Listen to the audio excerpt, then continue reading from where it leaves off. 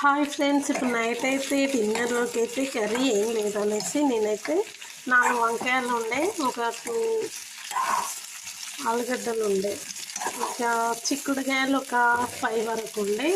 ఈ 3 అయితే వేసేసి ఆయిల్లోనైతే ఫ్రై చేస్తున్నాను. నైట్ డిన్నర్కి సరిపోతుంది అనేసి. నెక్స్ట్ వచ్చేసి ఇక్కడైతే మిర్చి ఇలా దంచి వేస్తే చాలా బాగుంటుంది.